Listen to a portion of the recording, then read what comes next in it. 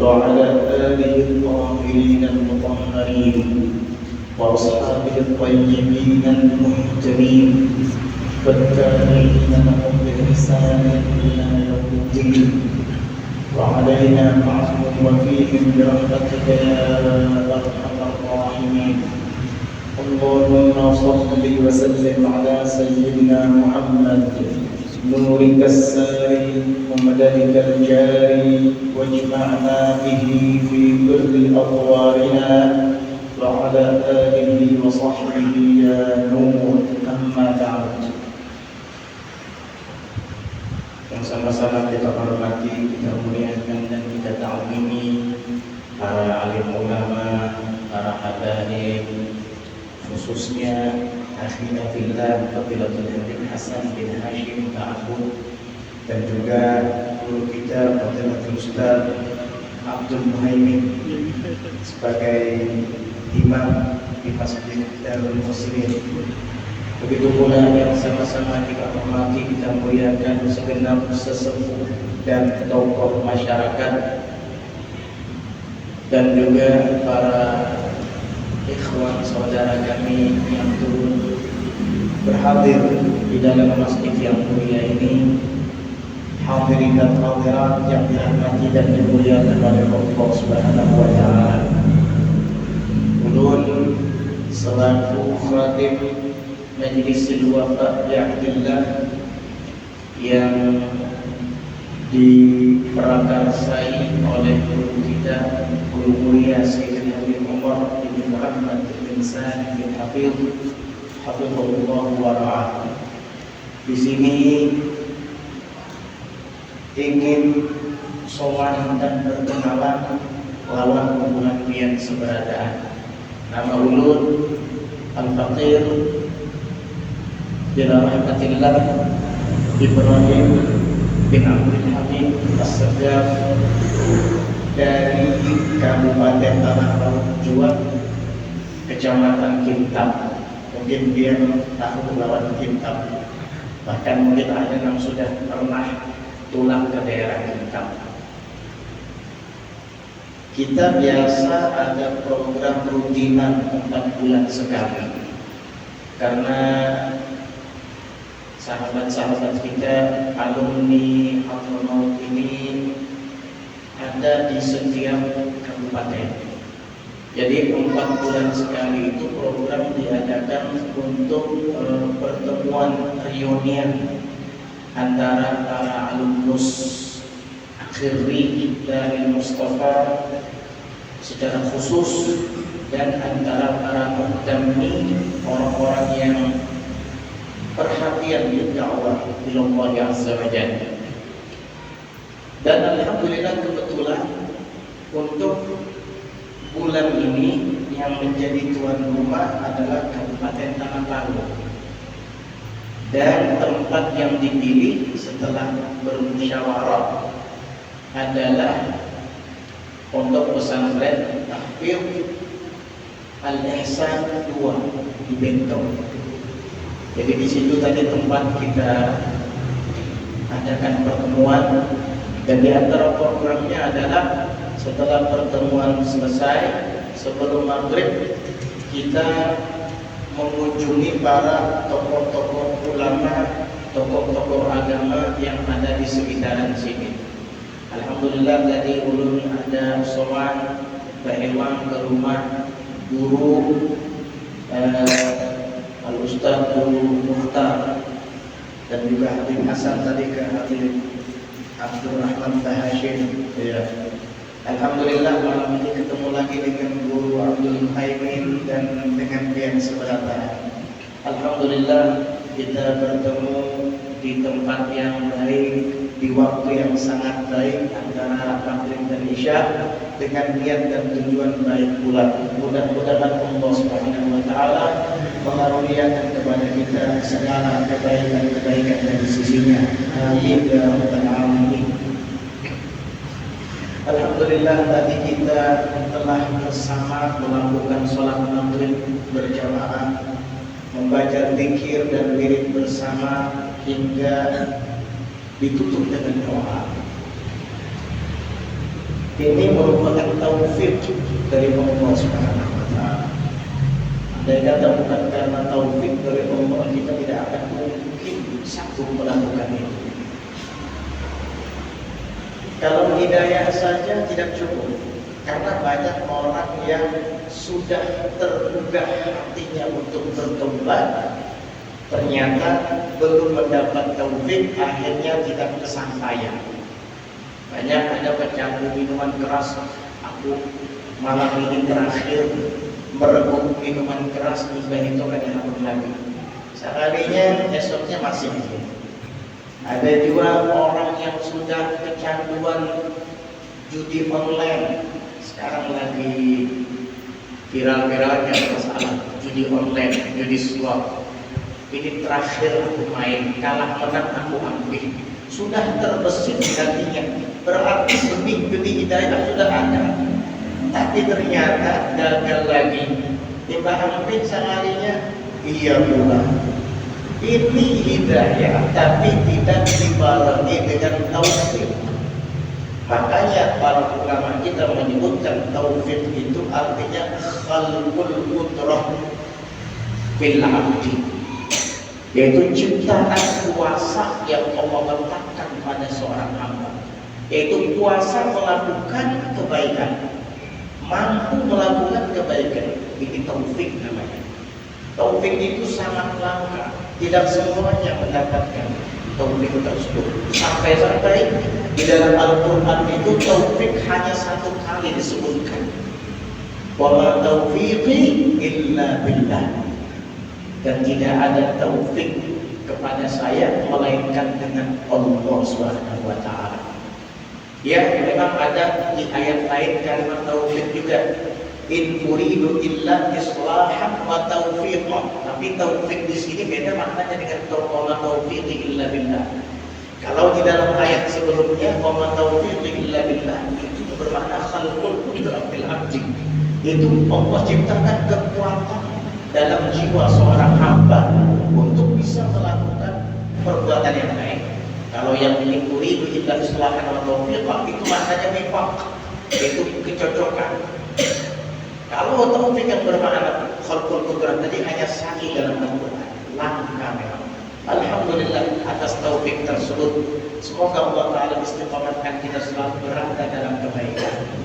Apalagi Rasulullah SAW pernah bersabda, "Idza marartum bil yawmil jannati farta'u." Qalu wa ma yawmul jannati ya Rasulullah? Qala majalisul ilmi. Wa fi riwayatin ukhra hilaqul dzikri. Kata Nabi SAW kepada para sahabat, apabila kalian melewati taman-taman surga, maka makin bersenang-senanglah di dalamnya. Sontak para sahabat kebingungan. Kita masih hidup di dunia, hari masih belum kiamat. Masa ada taman-taman surga di dunia? Lalu kemudian mereka bertanya, wa ma ya'mul jannati ya Rasulullah? Apa itu gerangan taman-taman surga wahai Rasulullah? Maka beliau sallallahu alaihi wasallam menjawab, majalisul ilmi, majlis-majlis ilmu. Dalam riwayat lain, hilaqul dzikri, perkumpulan zikir. Itulah majlis-majlis atau taman-taman surga yang ada di dunia. Alhamdulillah pada malam ini kita mengumpulkan dua taman surga sekaligus. Majelis zikir iya dua, karena kita tadi sama-sama berzikir, berwirid bareng. Majelis ilmu iya dua, sekarang kita saling belajar dan mengajar. Mudah-mudahan sebagaimana Allah Ta'ala hadirkan kita di taman-taman surga yang ada di dunia, kelak di akhirat Allah juga hadirkan kita di taman-taman surga yang ada di sana bersama Nabi kita Muhammad sallallahu alaihi wa alihi wa sahbihi wasallam. Ilmu, kata Syekh Ahmad bin Ruslan di dalam Nafhus Subhan, kata beliau, wal ilmu asna sa'iril a'mali fahuwa dalilul khairi wal ifdali. Ilmu itu adalah yang termulia di antara segala amal-amal ibadah. Ilmu yang paling mulia, fahuwa dalilul khairi wal ifdali. Ilmu ia adalah petunjuk kepada kebaikan dan kemuliaan. Mau jadi orang baik, kamu harus punya ilmu. Ingin menjadi orang mulia pun kamu harus punya ilmu. Karena ilmu yang akan menghantarkan kita kepada kebaikan, dan ilmu pula yang akan membuat derajat kita mulia, baik itu di sisi Allah ataupun di hadapan makhluknya. Yarfa'illahu alladhina amanu minkum walladhina utul ilma darajat. Allah akan tinggikan orang-orang yang beriman di antara kamu dan orang-orang yang dikaruniakan ilmu. Darajat ini jamak muannas salim, bukan isim mufrad. Bukan darajatan satu derajat, tapi darajat, beberapa derajat. Untuk siapa Allah tinggikan beberapa derajat itu? Untuk orang yang beriman. Alhamdulillah kita sudah punya modal iman. Dan siapa? Untuk ilmu, orang-orang yang dikarunia ilmu. Semoga kita termasuk dalam kelompok mereka. Allah tinggikan beberapa derajat. Al-Quran itu menyebutkan sesuatu selalu secara sporadis, tidak menjelaskan sedetail mungkin. Tetapi as-sunnah kadang menjelaskannya, al-athar kadang menjelaskannya, al-akhbar kadang menjelaskannya. Al-Imam Abdullah bin Abbas radhiyallahu anhu, seorang sahabat yang mendapat doa langsung dari Nabi sallallahu alaihi wasallam ketika masih kecil, Allahumma faqihhu fid din wa 'allimhu ta'wil. Ya Allah, pahamkanlah kepada Abdullah bin Abbas tentang perihal agama dan ajarkan kepadanya ilmu takwil Al-Quran. Artinya beliau sangat mumpuni dan piawai, ahli dalam menafsirkan Al-Quran, sehingga di kalangan para sahabat beliau diberi julukan tarjamatul Quran, orang yang sangat handal di dalam menerjemahkan Al-Quran, di dalam memahami makna-maknanya. Dan beliau juga mendapat julukan habrul ummah, orang yang sangat pakar di kalangan umat. Beliau menjadi rujukan di kalangan para sahabat pada usianya masih muda. Karena apa? Karena ilmu, berkat doa Nabi Muhammad sallallahu alaihi wa alihi wasallam. Kitab-kitab tafsir selalu saja menyebutkan nama beliau. An Ibnu Abbas radhiyallahu anhu, an Abdullah bin Abbas radhiyallahu anhu. Jika ada kitab tafsir tapi tidak menyematkan nama Ibnu Abbas, itu bukan kitab tafsir namanya. Di dalam Tafsirul Jalalain sering disebut Ibnu Abbas. Di dalam tafsir Ma'alimut Tanzil Al-Baghawi sering disebutkan Ibnu Abbas. Di dalam tafsir Al-Qurtubi disebutkan Ibnu Abbas. Ibnu Katsir, Ibnu Abbas disebutkan. Semua kitab tafsir pasti menyebutkan, menyematkan Ibnu Abbas radhiyallahu anhu.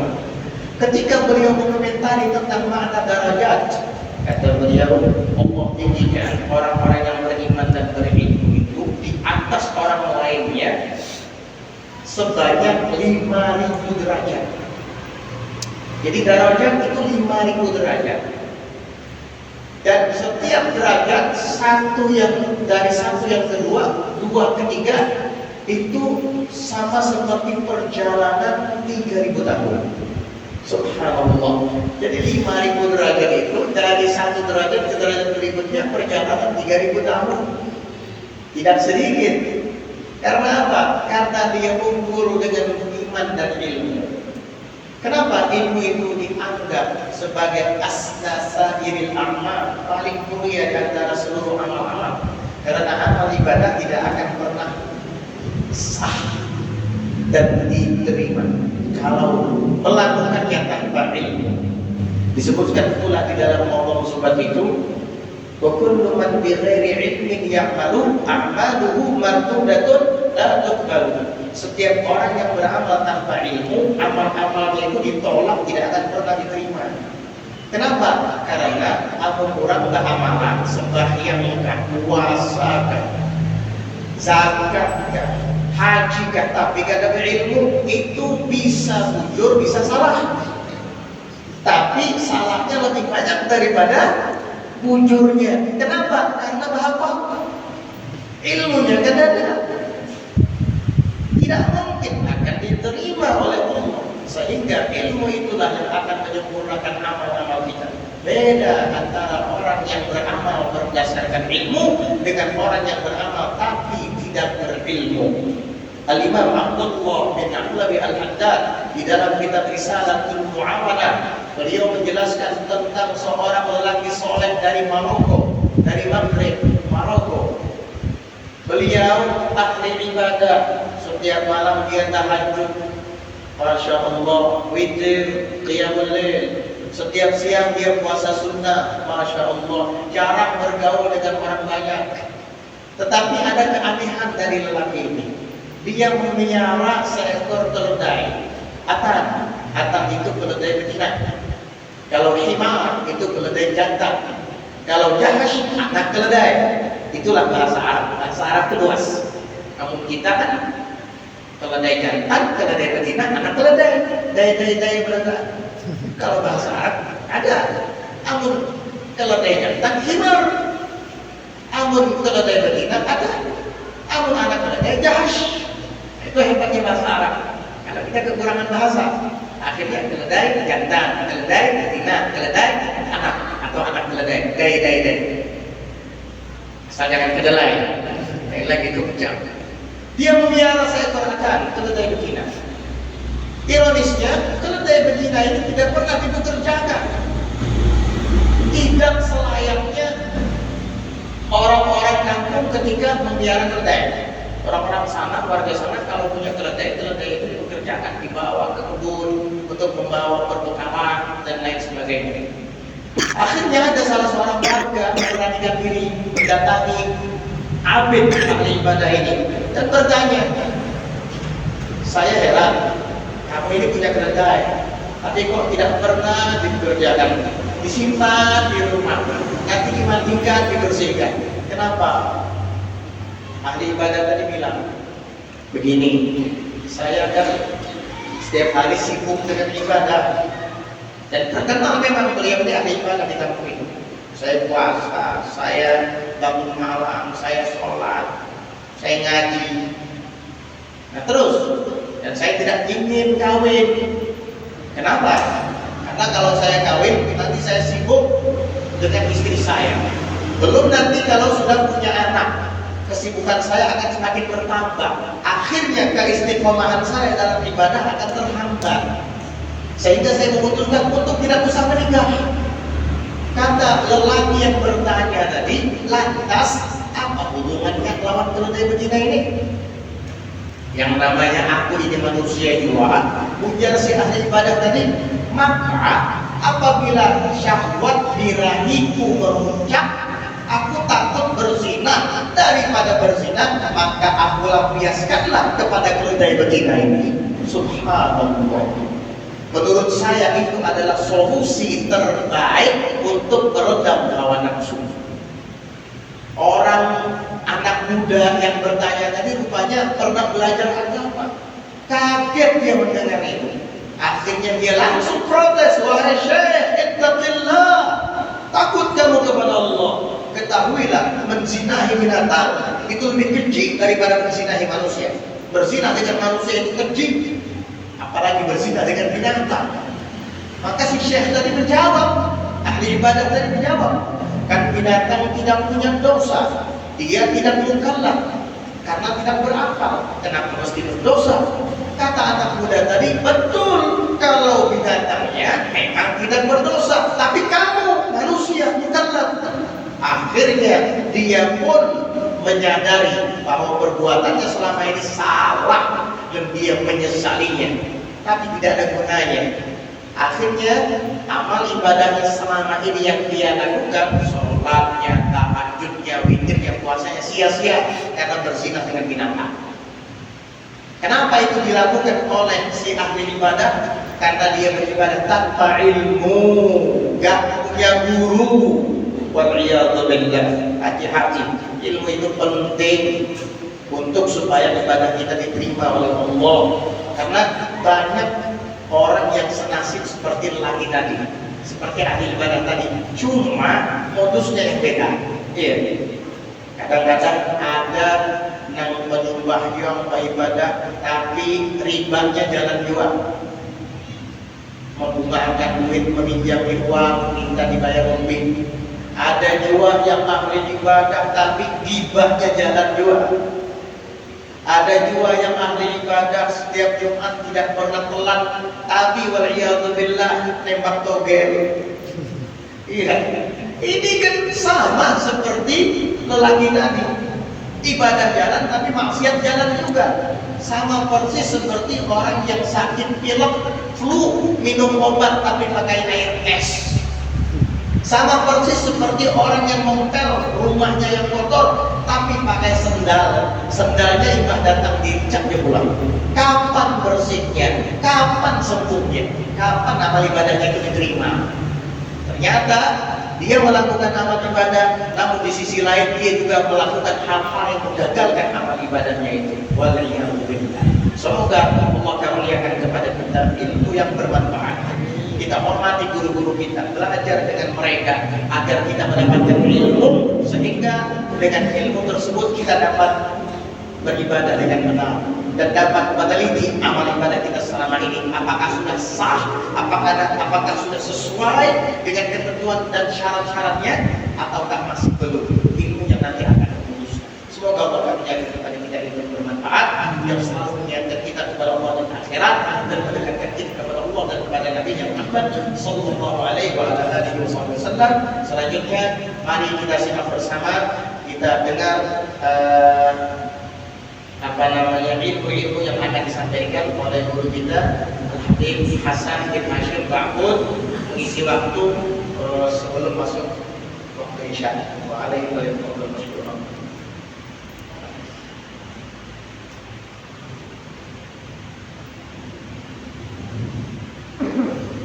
Pemaksaan yang kalian. Baiklah, untuk sedikit melanjutkan apa yang disampaikan tadi. Nah, memang kemudian kita akan sampai pada Allah Subhanahu wa Ta'ala. Tentunya ada wasilah yaitu ilmu. Jadi menurut seandainya ada seseorang Anda kemudian menjadi kekasih Allah, dikasih Allah, kita itu tidak tahu wasilahnya terhadapnya. Kayak apa seseorang bisa sampai ke Allah Subhanahu wa Ta'ala? Tidak tahu mana yang dikatakan dari Allah. Itu yang kedua, tidak tahu amalannya yang diterima atau tidak diterima, yang sah atau membatalkan. Tidak disampaikan oleh Sayyid Ibrahim tentang seorang yang menyendiri. Anda jadi seorang abid ahli ibadah. Nah, sampai kemudian apa? Sidi meninggalkan kampungnya, kekawanannya, harapannya menjadi berkah di tanah. Tapi, nah, setelah beberapa puluh tahun, ternyata amalannya sia-sia. Gara-gara apa? Ada sedikit. Nah, yang kedua ini kata-kata Nabi Muhammad SAW juga, selain dan sudah berisi ilmu, nah pada akhirnya ada sebuah hadis Nabi Muhammad SAW bunyinya seperti ini. Akhrafu alaikum asyirul asqam.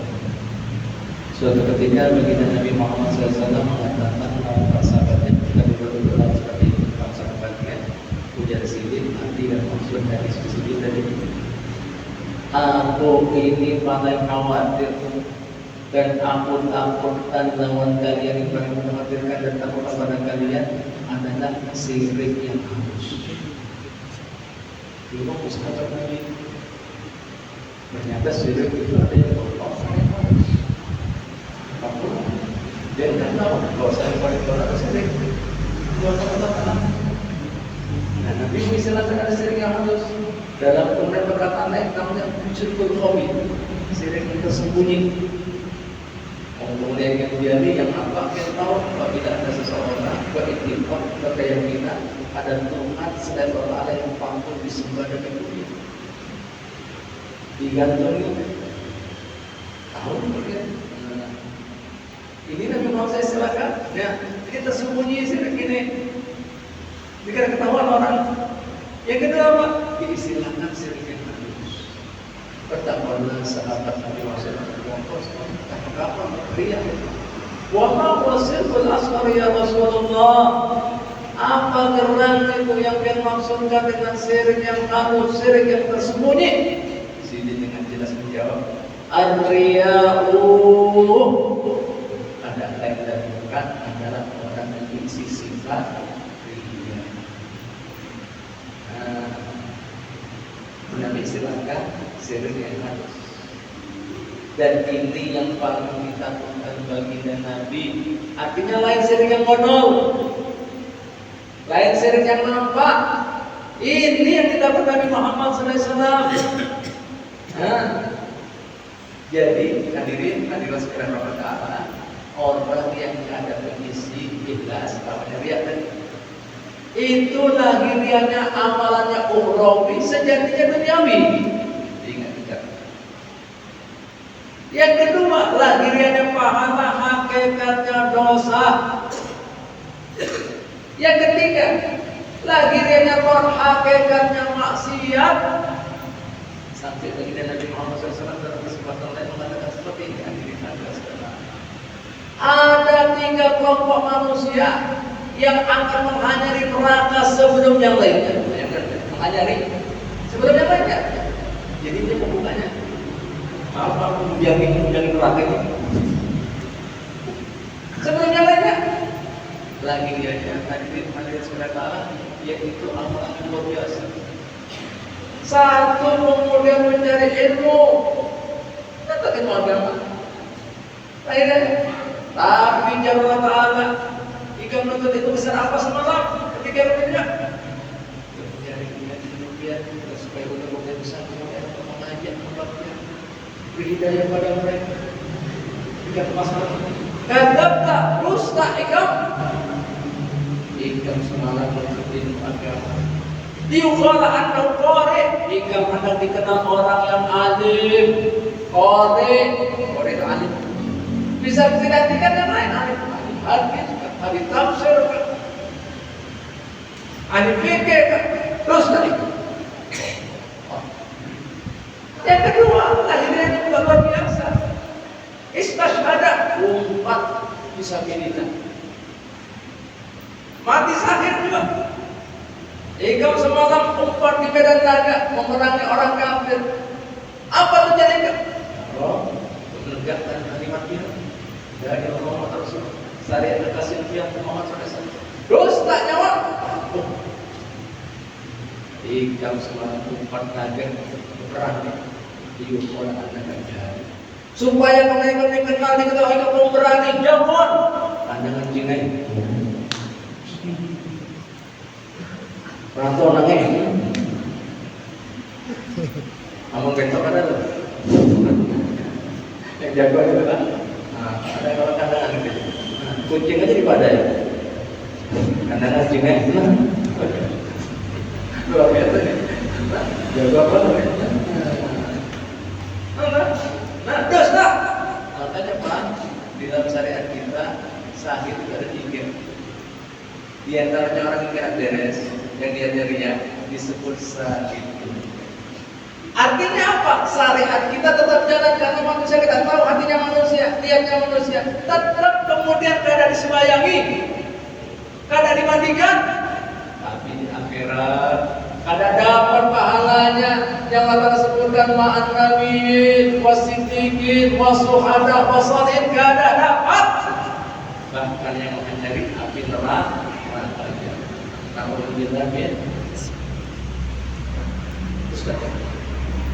Yang ketiga pula ada seseorang diberi anugerah rezeki Allah Ta'ala, bantu sana, bantu sini, tolong sana, tolong sini, bangun sana, bangun sini. Apa itu ulama? Yang semalam diberi rezeki ya Allah. Apa dia berbuat apa? Membangun rumah ibadah. Kesan apa? Terus tak jawab.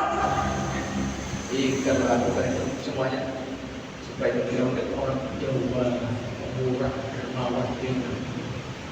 Makanya hadirin sekalian diriwayatkan karena dia berdiamah orang-orang yang dia ini ketika minta pahalanya dia berkata dikatakan apa?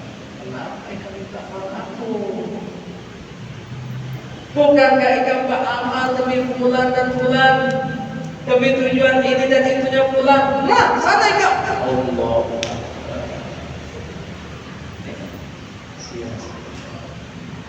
Dan ini yang dilakukan Nabi kita Muhammad SAW. Nah, ini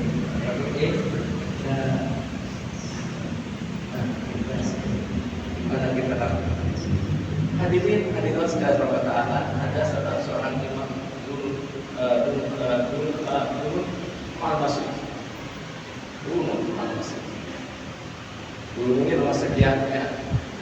Dia mengatakan, nah, alamatul ikhlas itu ada 3. Tandanya orang ikhlas ada 3. Nah, kita periksa diri masing-masing lah.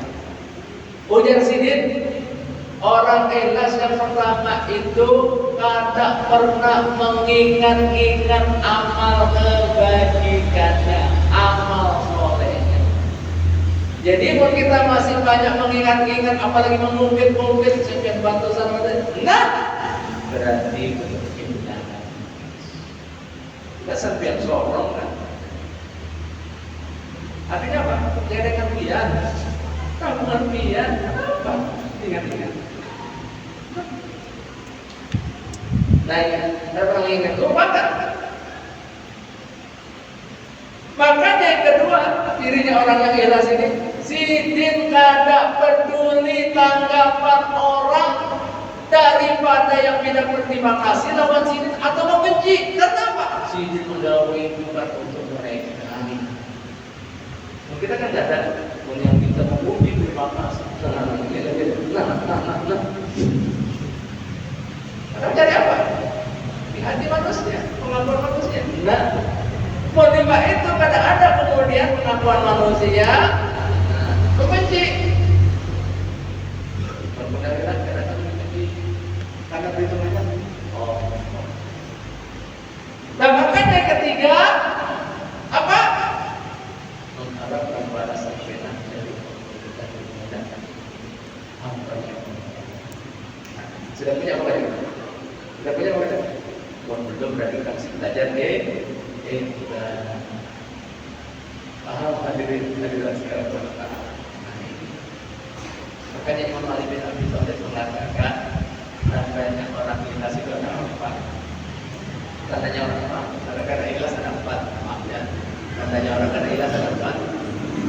Ampun kemudian inya melakukan amalan di keramaian, inya semangat.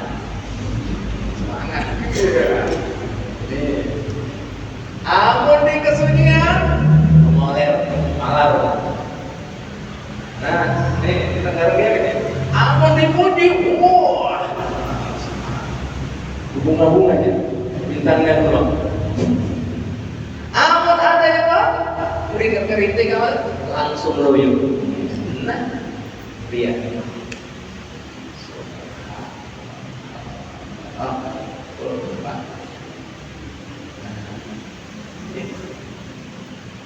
Dan yang keempat dikatakan Al-Imam Ibrahim Az-Zahid Asy-Syakirnya Ibrahim Az-Zahid ada 4 ya caranya untuk menghilangkan penyakit dia.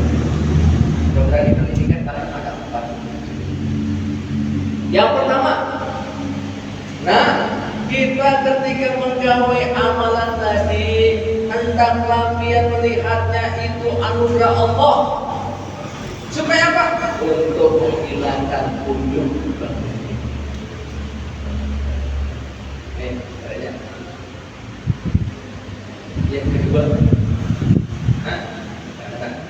Yang kedua, hendaklah ketika biar beramal tadi mencari ridho Allah. Untuk menghilangkan apa? Hawa nafsu ini. Karena hawa nafsu apa kaitannya? Inna nafsa amarahum bisu'u. 2. Yang ketiga apa ya? Lupa ya. Nah, yang lupa. Hasil tenang ini sebagai pernikahan. Tiga empat dan lima. Apa? Nah, selanjutnya hadirin sekalian Allah yang perlu kita ketahui lagi. Nah, jadi ada salah satu asbabun nuzul. Ya, suatu ketika baginda Nabi Muhammad SAW ada seorang sahabat datang langsung. Ya Rasulullah, ulun amat ikhlas. Tapi mun ada orang mengetahui ulun, supaya itu menguji ulun himpung senang hidup aja. Karena ikhlas, pegawai ini dan itu ikhlas. Nah, gimana Pak Bu? Ayat turun, ayat di penghujung surat Kahfi. Faman kana yarju liqa'a rabbih falyamal amran shalihan wa la yusyrik bi ibadati rabbih ahada. Langsung turun aja. Siapa saja yang menghendaki pertemuan dalam Tuhannya mengharapkan pahala dan hendaklah falyamal amran shalihan, syaratnya gawe amal saleh. Dan gawe amal saleh wa la yusyrik, jangan sekutukan ada kata syirik dalam ibadah ikam dengan siapapun juga. Jelas kira-kira? Paham kira-kira? Nah, ini Abi Ibrahim sudah sampaikan tadi betul sekali. Nah, ilmu selanjutnya dan ini berkandungkan diajarkan Nabi Muhammad. Lain uangnya yang mengatakan Burion itu kan berbuat masalah syirik, orang penjara pohon jadi syirik. Yang ditakutkan Nabi syirik tersembunyi ini, syirik kopi ini, nah syirik asal ini yang ditakutkan Nabi, tidak ada yang lainnya. Ini mudah-mudahan kita bisa menjaga hati kita supaya tidak sia-sia. Punya ilmu bapak dan pertama. Nah, tapi para ulama kita berikan contoh gambaran. Nah, ibarat kata orang yang pamer nih yang berbahaya kan itu kan Pak Ogang kan bintang dia dan hubungannya sama kita ibarat anak ke pasar bagus resek tapi isinya batu, kira-kira bisa nutar di pasar orang mau bongkar bukan ya sama juga seperti itu kadang-kadang apa sia-sia. Mudah-mudahan kita akan seperti dan kita bisa mengambil hikmah-hikmah apa yang disampaikan baginda Nabi Muhammad SAW. Itu sudah pewarisnya, itu pula apa yang difirmankan Tuhan kita Allah SWT. Mudah-mudahan kita selalu diberikan taufik hidayah. Nah, untuk menuntut ilmu. Nah, selanjutnya finishing daripada ilmu tadi perlu adanya keikhlasan. Nah, orang yang ikhlas itu bagus. Gara-gara langsung orang yang kemudian ada tahu budi karena tahu diri. Bayangkan kita ini hamba Allah diadakan hidup di bumi Allah bakal boleh masih di dua Allah Ta'ala. Ibarat kata seperti ini ketika contoh aku misalnya ada seseorang yang hidup di tanggung, diberi rumah bukan sekedar rumah, istana, gedongan, dibagi lengkap peralatan-perabotannya, apa ya? Lengkap peralatan-perabotannya canggih, impor dari Eropa ke Amerika, nah, Moderna, apa lagi? Peralatan yang lagi bagaimana? Mobilnya, mobil pasti dia Pak Lamborghini. Sekolah anaknya ditanggung, rumah sakit ditanggung, seumur hidup. Mbak itu sini tahu. Nah, nih anaknya aku udah lah, jangan lakukan ini. Tahu-tahu yang bersangkutan yang diberi rumah, bahkan dikawinkan, diberi masih bermain dengan yang lain. Masih kemudian keluarkan dengan yang lain. Kira-kira bos pian sari kemana? Marah mana? Benar-benar dulu marah gimana? Dia apa kata mereka? Soto dong ya. Gak ada kalau putih kata dikasih bodong mentah. Makanya rata dikasih. Nah, insya Allah sirik bodong kan ada di kita. Tapi sirik yang halus ini Pak. Sirik yang tersembunyi ini Pak. Ini perjuangan PR berarti mesti Nah ini kan paling ditakutkan, paling dikhawatirkan daripada baginda Nabi kita Muhammad Sallallahu Alaihi. Mudah-mudahan kita belajar untuk ilmu dan belajar juga menjaga amal ibadah juga lillahi ta'ala. Kita sudah katakan kami kita inna sholati sesungguhnya salat wa nusuki ibadah wa mahyaya wa mamati hidup dan mati lillahi wujud. Keren kan? La ilaha illallah suntuk. Nah, hari-hari mudah-mudahan kata-kata dari kita istiqomah selalu dan juga taatan dan kemudian dalam Quran kita, tapi di sini dengan kemudian ikhlasnya insyaallah taala berkait dan baik hidup kita serta amin ya rabbal alamin. Bismillahirrahmanirrahim. Alhamdulillah rabbil alamin. Ar-Rahmanir-Rahim. Maliki yaumiddin. Iyyaka na'budu wa iyyaka nasta'in. Ihdinas siratal mustaqim. Siratal ladzina an'amta 'alaihim ghairil maghdubi 'alaihim waladdallin. Rabbana taqabbal minna yasiri a'mal wa rabbir lana wa qina farrid dhurubina wa ahdina nasan fi khairin wa afiyah wa afidah as-salihin waj'alna as-salihin baqina min rahmatika ya subhanallah wa bihamdik asyhadu an la ilaha illa anta sallallahu alaihi wa wasallam walhamdulillahi rabbil alamin. Ini saja yang perlu saya sampaikan. Kita ada banyak apabila ada kesalahan sampai bulannya. Terima kasih atas perhatian juga kiranya. Assalamualaikum warahmatullahi wabarakatuh.